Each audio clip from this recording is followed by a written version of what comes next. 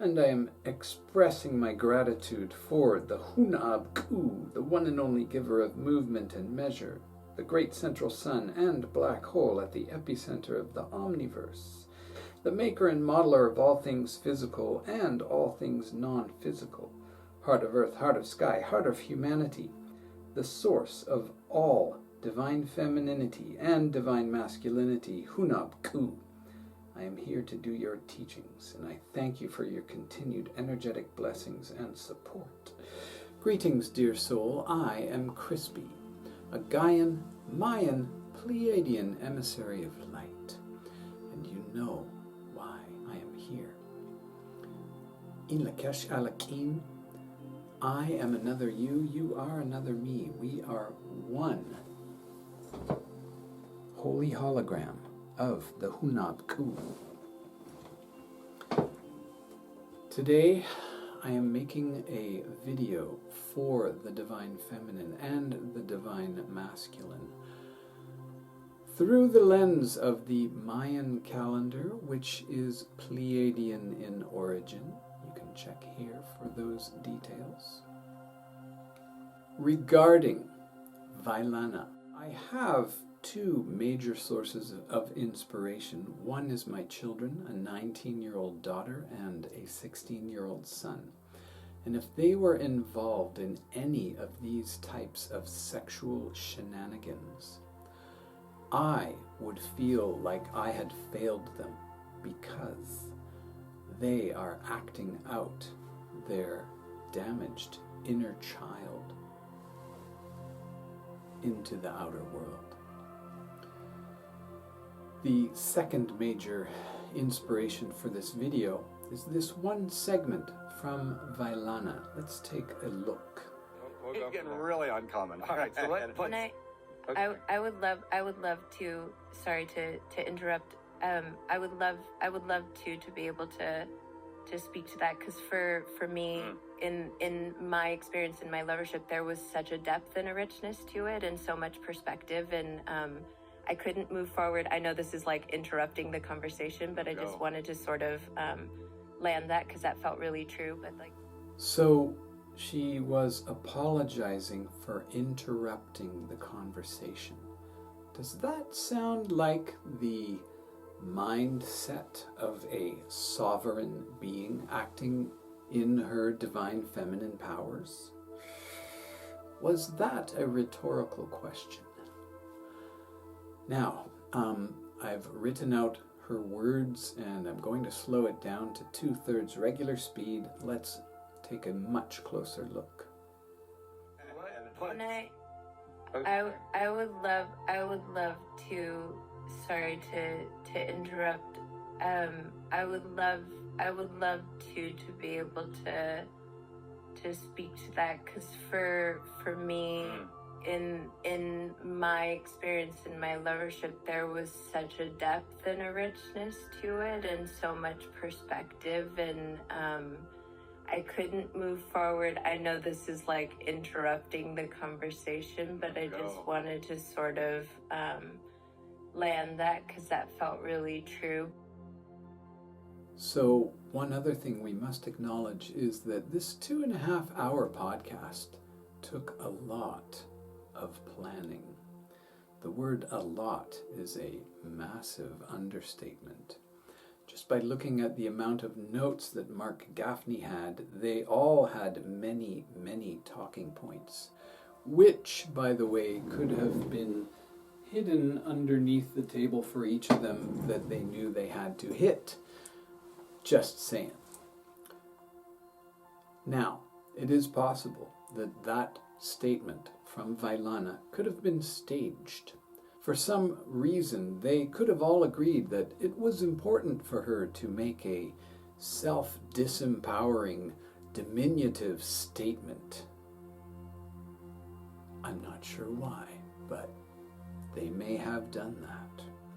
However, when we look at this next factor, which I call the talking stick effect, it might become a little more clear. Naturally, Aubrey had a large amount of talking time, and Mark had almost the exact same, But Vylana had about 60% of Aubrey and Mark, and Alana had less than 1/3 of the talking time.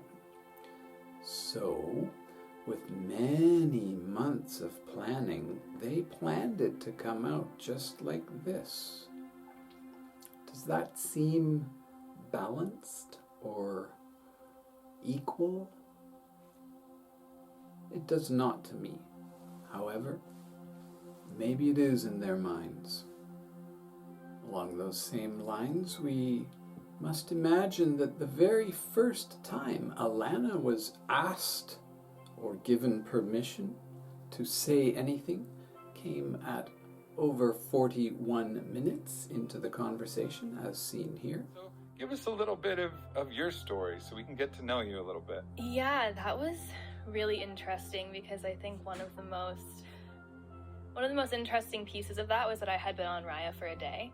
And she was told to give a little bit of her story so we can get to know her a little bit.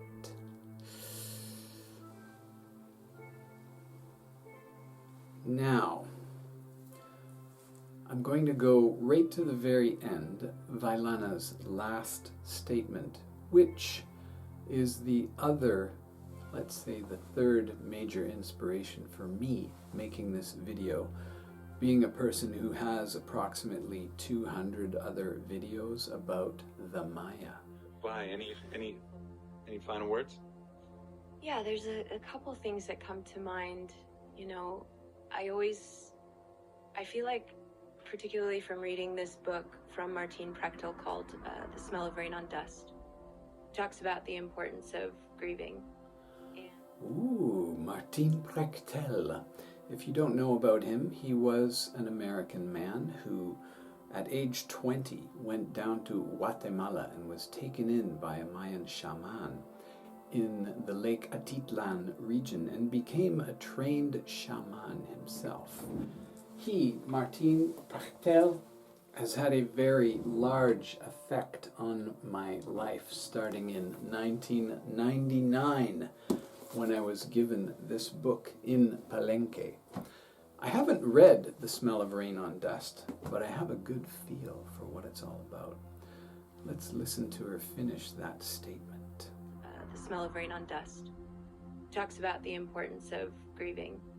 And, you know, I think that importance, for me, there's been so many different cycles of our relationships where there have been big deaths of the life that I imagined for myself, or, you know, what my small self would deem as comfortable. And I've really given the space to grieve those parts of myself. And in one of the more recent ones, you know, with that part that I made contact with of the part of me that imagines that I could be happy in a just total monogamous relationship, you know, through my unique sacrifice, you know, I grieved that part of me because it deserved that love and honor, like really. And in that process, you know, I just hugged myself, and what was coming through was like, I know this isn't what you wanted, but it's what you need.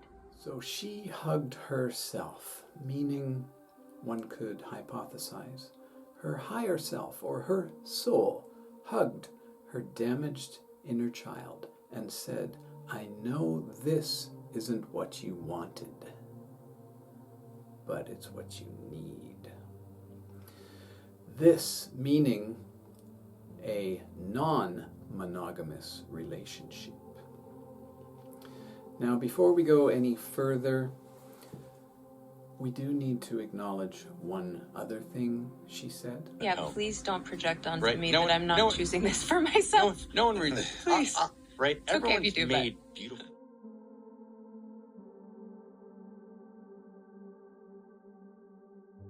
Everyone Yeah, at home. please don't project onto Right. me No that one- I'm not no one- choosing this for myself. No one really. Please.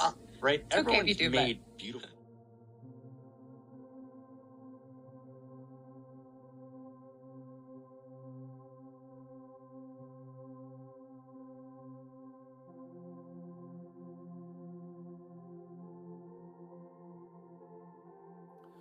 So don't project on me. I think I may have done a little bit of that already, but at the end she said, it's okay if you do.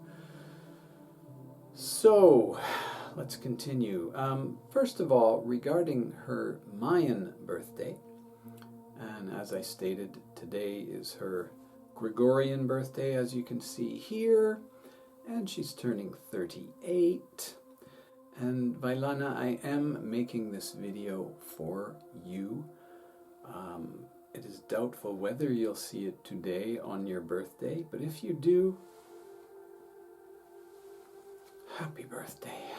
And if you don't, I hope you had a happy birthday. Now, regarding her Mayan birthday, she is called Empowering, which is tone 5, 1, 2, 3, 4, 5, throat chakra, deer. Today was tone 1 of the deer, as you may have noticed, initiating deer. Here are all the key code words about empowering deer. I'll leave it for you to read through.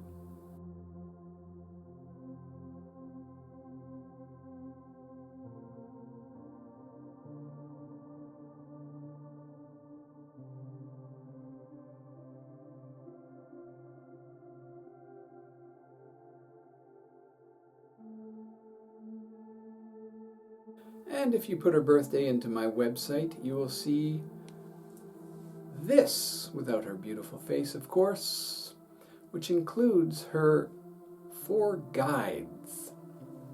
And if you take that extra click to the Da Vinci Codex, this shows them a little bit better. Now I'm briefly going to talk about her connection with Aubrey. First of all, everyone has a glyph and a tone. She's tone 5, he's tone 7. And the glyphs, interestingly, he is called reflecting, which is tone 7.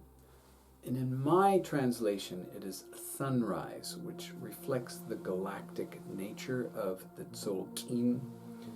The sunrise is the first glyph, and the solar chief is the last glyph, so there's a flow that naturally goes. However, it is worth noting that in most other traditions they call Aubrey's glyph crocodile or reptile or earth monster. It is a very primal, it's the first glyph, it's the first physical manifestation of life, which they said was crocodile. And this is primarily the Aztec translation. So everyone born on crocodile or sunrise has deer for their divine feminine. And everyone born on deer has crocodile or sunrise as their divine masculine. So let's look again at the chart and I'll talk you through it just quickly, knowing that I will go much deeper in another video. So number 1 is their divine feminine, divine masculine. Number 2, they both have eagle. Aubrey has that glyph for his divine masculine. Vylana has it for her future, that's number 2. Number 3 is the corn glyph for her divine feminine. He has that as his past. Number 4 is the tone 12. That is Aubrey's past tone and her divine masculine tone. And then for her future vision tone is 13 and Aubrey's divine feminine is tone 13. So everyone who is Imish, Aubrey's glyph, has Manik in the divine feminine. And that's a 1 out of 20 position. Everyone who is tone 7 has those other tones that they both share if you're tone 5. Again, that's 1 out of 20. So it's 5%. It's not like, oh my God. It's like, oh, okay, that's a close connection. So yes, they have a close connection. Most definitely. Now let's move on to the next clip from Vylana. And my desire at that point to just really desiring to feel a sense of safety. I'd never known safety and stability and in some ways just feeling like radically chosen So safety is probably something that 99% of humans desire. Being radically chosen, again, about all of us would like that. Nothing particularly unique about that whatsoever. But it shows what she was looking for before she met Aubrey. Now, as far as the radically part goes, I suppose it was somewhat radical, wasn't it? Whew. All right. Now let's talk about the way in which she was chosen and Aubrey's comments about that. I had a vision like, well, if I got rid of everybody else, then potentially I could accelerate the possibility of being with Vylana, because I think we all know he was embroiled in other non-monogamous polyamory, which is a cute word for polygamy relationship. Now, the phrase we need to pay very close attention to was, if I got rid of everybody else. Like they were something I didn't want anymore, or take out the trash. Perhaps. Is that my projecting? I don't know. Get rid of. I think that could have been said in a much more respectful and eloquent way. In our next clip, Vylana describes how she felt after Aubrey told her, I want to give you a baby and Alana a baby. And I think they had been dating Alana for quite some time, although they were not clear about the timelines. But this happened almost exactly 2 years ago when they were in Egypt. It was bringing up that piece of me that feels like, like I always get like hit out of left field just like as soon as I feel safe. Like there's something else.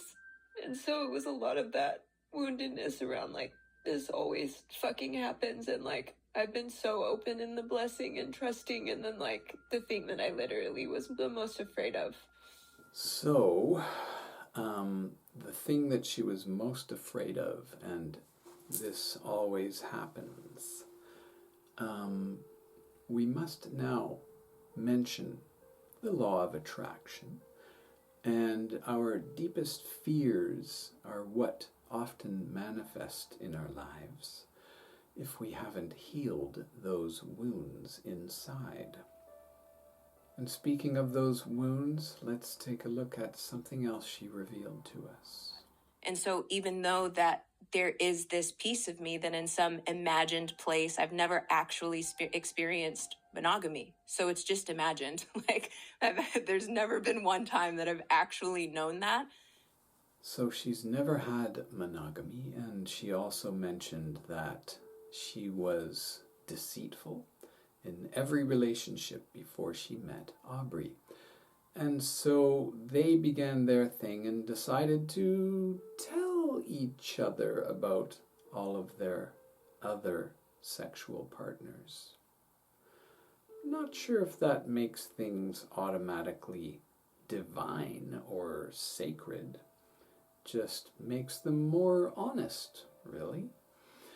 However, we need to take a look through the lens of the Maya again at Vylana's Divine Feminine Guide. Here it is again. You can see the yellow rectangle. This is tone 11, which I depict as being technically upside down because it represents a double-stacked rolla bola, which 1 out of 13 people have as their core self tone, and another 1 out of 4. So 1 out of 5 people have tone 11 somewhere in their chart.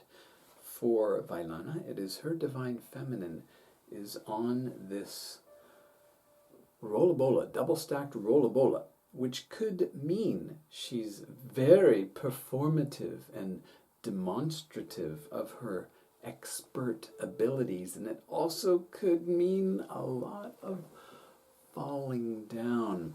Now let's look at the glyph corn. I'm just going to let you read all of the key code words for resolving corn.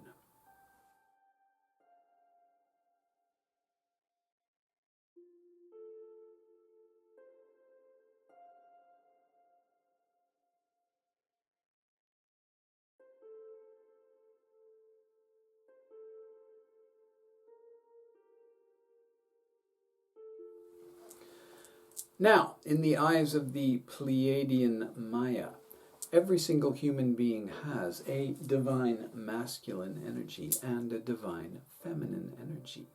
And yet, there are different types of energy for each of those glyphs and tones. It just so happens that deer, which is Vylana's core self glyph, is very much more masculine, a 12-point buck. And it just so happens that her divine feminine is corn, which is slightly more masculine. In fact, in the Mayan culture, only men plant corn and only men harvest corn. However, only women mill the corn and cook the corn. So that's how they balance that out. So everyone has masculine and feminine, but everyone has a slightly different masculine and feminine, and that's what I love about this system so much. Now, tone 11,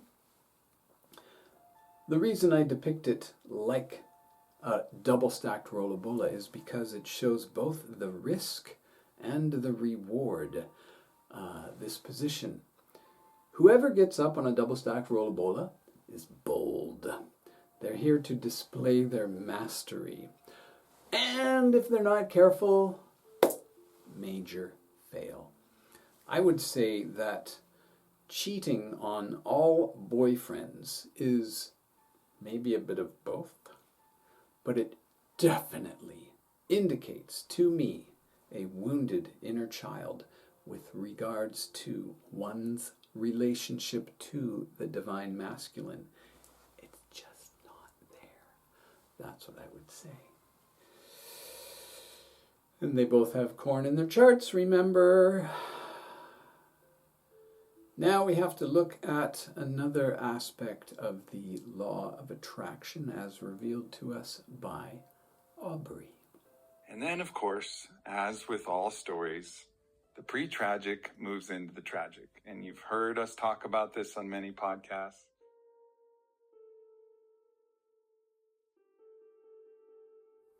So everything that happens before the tragic is called pre-tragic. That to me is tragic. and that's how he perceives all stories. Wow. Interesting. So now we come to Egypt 2 years ago. Let's take a look at this post.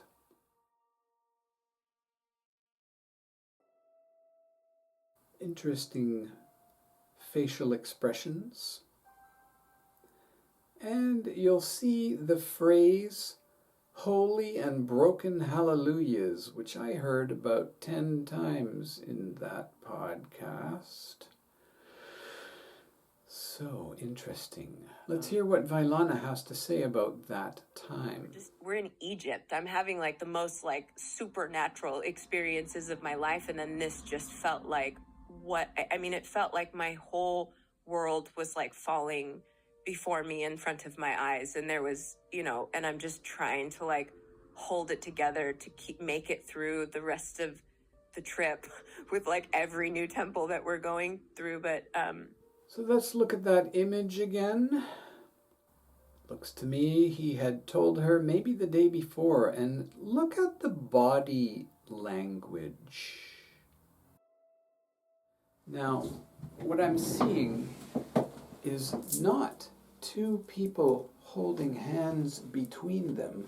I see one person pulling the other hand across his body. so he can leave his hand here.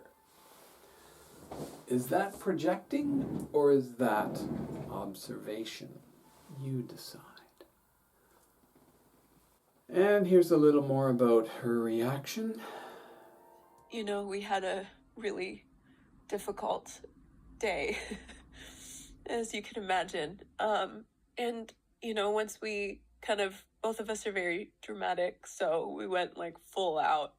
I have a little thing on my ring, but I tried to pull off my ring and I couldn't pull it off, and then I almost threw myself he in the wanted to Nile. throw himself in the Nile. It's the people dramatic. next door, I'm just like, Jesus Christ. That was me. Yeah. So the people next door were like Jesus Christ.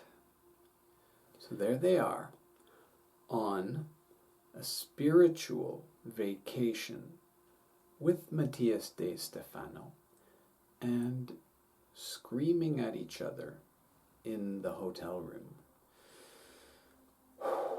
Drama kings and queens somehow magically attract each other and create more and more drama to keep that wounded inner child on guard at all times. Now we need to talk about money with this little quote from Aubrey. Particularly, I'll speak from the masculine perspective, that you can stumble, and you can stumble in your ethics and become the dark sorcerer who's manipulative.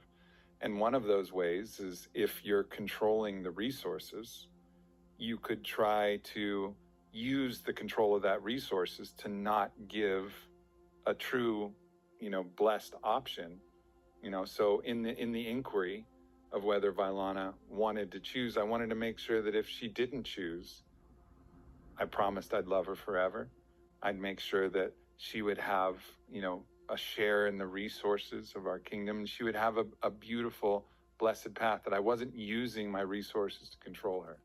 Okay, interesting language use there.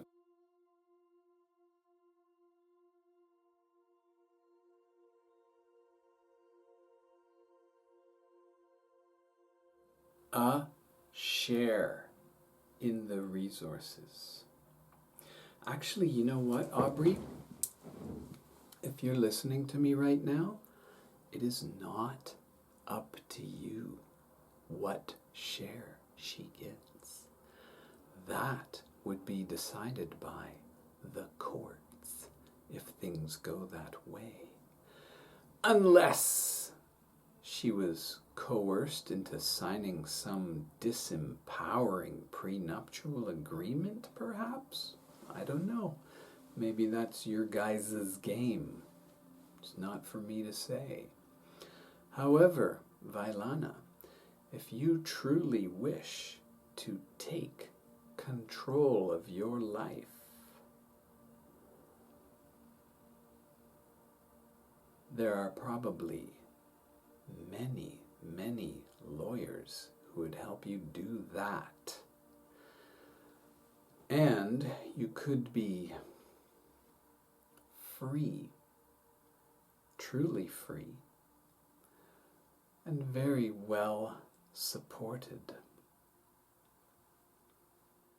It is also worth mentioning that this whole 2.5-hour podcast could be looked upon as merely an advertisement for the books of the two boys, which were mentioned 3 times in the video and then once in this new description to the video after the comments had been turned off.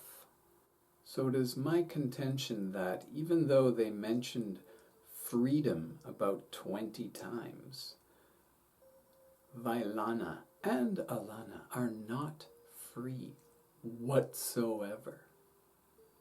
So what is my proof that both Vylana and Alana are not in a truly free relationship whatsoever? Well, Aubrey also gave us a very clear indication of that. Like if your sweetheart, your beloved, goes to spend the night with another man, and they're having sex, and doggy style sex, and oral sex. Hopefully not any more than that. That's about the limit of what I can take. But nonetheless, like... That's about the limit of what he can take. Sex, doggy style, and oral sex. That's the limit that Vylana and Alana are allowed to have with someone that he has approved of. So Vylana and Alana, let's say, for example, the two of you wanted to go off. We'll just keep it separate for now. Vylana, you wanted to go off with two, let's just say, very well endowed men. And you wanted to have, let's just say, reverse cowgirl sex with both of them. That would be unallowed by your anally retentive controller, let's just say. Okay? That's just an example. This is not a free relationship whatsoever. And Vylana, since you brought up this one word, you can look at it as me, submitting myself to his desire. So yes, submitting to his desire. And he convinced you or allowed you, Vylana, to think or to feel that you had desires for many other sexual relationships over the past 7 years. And apparently, you both intend for that to continue, which is fine. There's no judgment on any of this. And when taken from the highest perspective, everything that exists, so let's just narrow it down, every human that exists is a holy hologram, a divine spark, a sacred fractal of God-sciousness, and everything that exists is an expression of the sacred, holy, and divine Creatorix, which desires experience. So there's no judgment coming from above. However,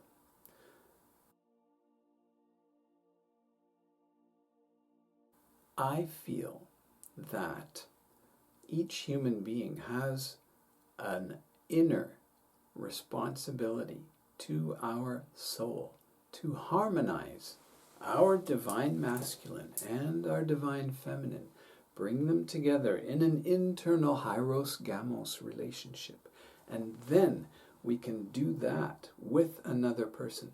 It could be concurrent. We're both working on our divine feminine and divine masculine as we go. And something I would say to my children again, if my daughter were about to get married, I would hope that her husband would say to her, I will love you and only you. And I hope she would say to her husband, and I will love you and only you. I believe that the divine union is between two people. As soon as you add another person or another and another and another and another, it's just play. It's fine. It's not the sacred union. It is a relationship that could be called holy sanctimony, in a way. And judging by all of the video responses I could find, everyone else seems to think the same thing.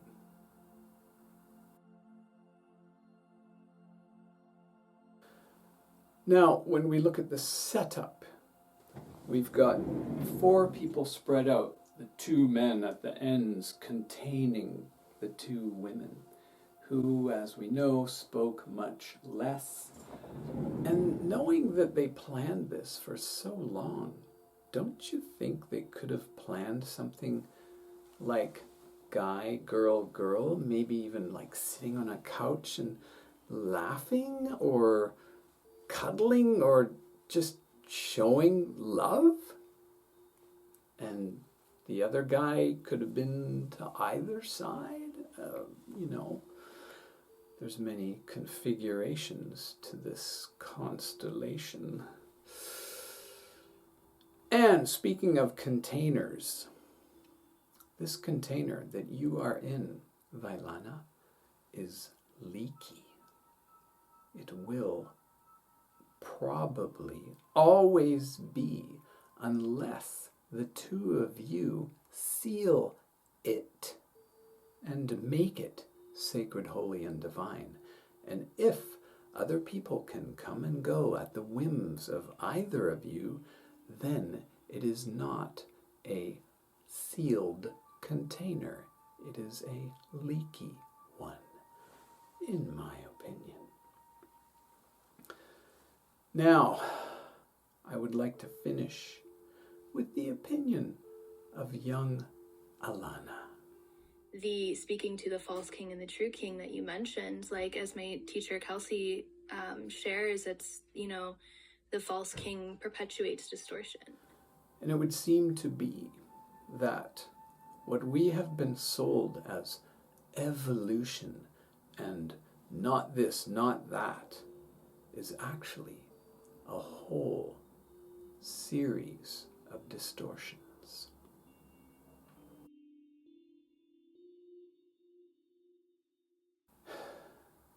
Vylana, Alana, every human being looking to embrace and embody the divine feminine and the divine masculine.